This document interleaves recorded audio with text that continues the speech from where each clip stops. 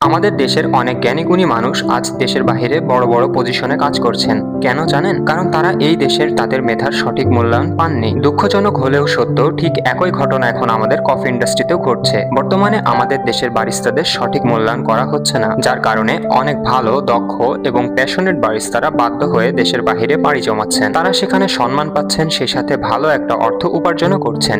কিন্তু আমাদের দেশ হারাচ্ছে তার সেরা কারিগরদের। কেন একজন শিল্পীকে শুধুমাত্র শ্রমিক হিসেবে দেখা হয়? আজকের ভিডিওতে আমি এই গভীর কারণগুলো বিস্তারিতভাবে আলোচনা করব। চলুন মূল পর্বে যাই। এক কাপ ভালো কফির জন্য কি দক্ষতা লাগে না? লাগে। কোন বিনস কতটা গ্রাইন্ড হবে, দুধের টেম্পারেচার, সবকিছুই তো একটা বিজ্ঞান। কিন্তু আমাদের দেশে এই দক্ষতাকে কিভাবে দেখা হয়? একে দেখা হয়, আরে এ তো কফি, যে কেউ বানাতে পারে। এই মানসিকতার ফল হলো বেতন 10 থেকে 15,000 টাকা, বড় জোর 20,000 টাকা, যেখানে একটা ভালো কফি শপের দৈনিক ইনকাম হাজার হাজার টাকা পর্যন্ত হয়ে থাকে। অথচ আমাদের দেশের বারিস্তারা দিনে 10 থেকে 12 ঘন্টা ডিউটি করছে। শুধু কফি বানানো নয়, সব পরিষ্কার করা, টেবিলে সার্ভিস দেওয়া, অনেক সময় ক্যাশ কাউন্টারও সামলানো, সবই তারা করছে। এতগুলো কাজ করেও তাদের সার্ভিস বয় এর বেশি কিছু মনে করা হয় না। এটাই আসল সমস্যা। এবার আসি সবচেয়ে বড় কষ্টের কথায়, সম্মান। আপনারা বিশ্বাস করবেন না বারিস্তাদের সাথে কেমন ব্যবহার করা হয়। এটা শুধু মালিকদের দিক থেকে নয়, গ্রাহকদের দিক থেকেও। সামান্য ভুল হলে চেঁচামেচি, অপমান করা, তাড়াতাড়ি দাও, ঠিক হয়নি, আবার করো, যেন এরা মানুষ না, এদের কোনো ফিলিংসই নেই। এই বারিস্তাগুলো নিজের পকেটের টাকা খরচ করে ট্রেনিং নিয়েছে, দিনরাত পরিশ্রম করে নিজের দক্ষতা বাড়াচ্ছে, কিন্তু তাদের পরিচয়টা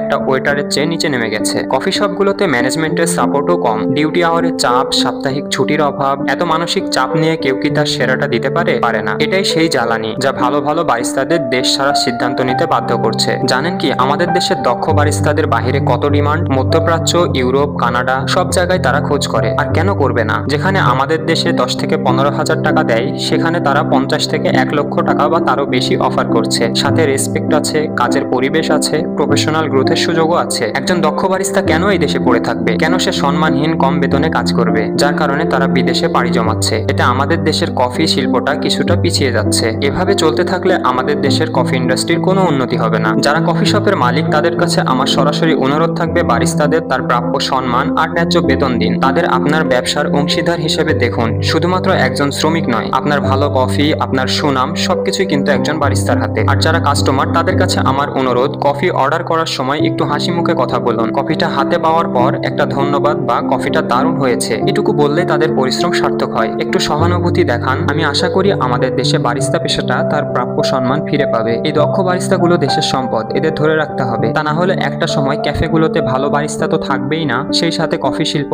অনেকটা পিছিয়ে পড়বে। এই ভিডিওটা সবার আগে শেয়ার করুন, বিশেষ করে ক্যাফে মালিকদের সাথে। আপনার যদি কোনো বারিস্তা বন্ধু থাকে, তাকে ট্যাগ করুন। আপনাদের অভিজ্ঞতা কি কমেন্টে অবশ্যই জানাবেন। দেখা হবে পরের ভিডিওতে। আল্লাহ হাফেজ।